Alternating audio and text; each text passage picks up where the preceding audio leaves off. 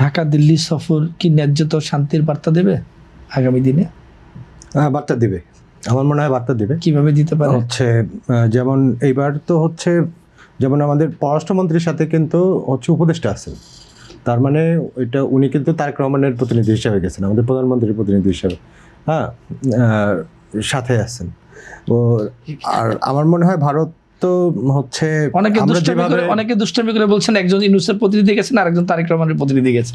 না, যে সেটা সাথে আমি একমত নই। যাই হোক, আর আমাদের এখানে যেমন হচ্ছে মানে শেখ হাসিনা এবং আওয়ামী লীগের নেতাদেরকে আশ্রয় দেওয়ার কারণে অনেকে মনে করতেছে ভারত শুধু আওয়ামী লীগের, আসলে ব্যাপারটা কিন্তু তা নয়।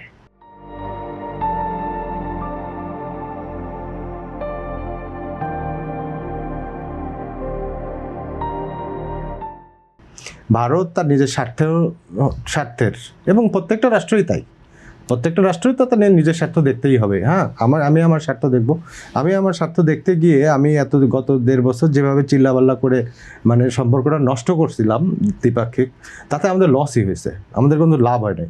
তাতে আমাদের অস্থিরতা হয়েছে, আমাদের দ্বিপাক্ষিক বাণিজ্য কমে গেছে এবং আমাদের হচ্ছে মানে যেগুলো, আবার ভারতেরও লস হয়েছে, ভারতেরও বেশ লস হয়েছে। এখন ভারত বিএনপির সাথে মানে নতুন সরকারের সাথে সম্পর্কটা যেখানেভাবে হোক এই মেকানিজমটা চালায় নিতে চায়, তারা এই সম্পর্ক চালায় নেবে।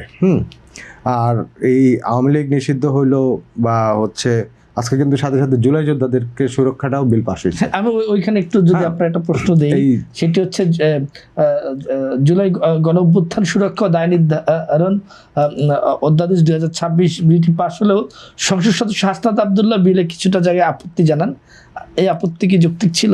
না, এখন ওই যে আপনি একটু আগে বললেন যে জামাত নেতা হচ্ছে জামাত আমির হচ্ছে একটু আপত্তি জানাইছেন, আমি সাংবাদিক হিসেবে বলতে পারি যে এখানে স্পিকার কিন্তু উত্তর দিয়ে দিয়েছেন ওনাকে, যে হচ্ছে আপনার এতদিন পর্যন্ত সময় ছিল আপত্তি জানানোর, সেটা লিখিত আপত্তি জানানোর, মানে এখন অলরেডি রুলিং হয়ে গেছে, বিল পাস হবে, মানে যেটা প্রসিডিওর আর কি।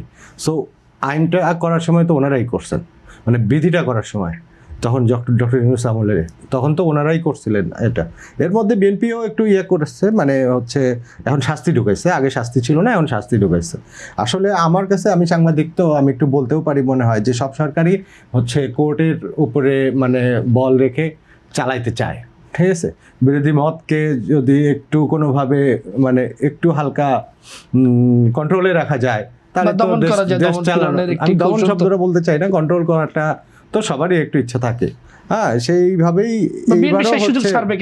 এই সুযোগ ছাড়বে কেন, যেহেতু তাদের বিচার চলতেছে, বিচার চলা পর্যন্ত হবেই।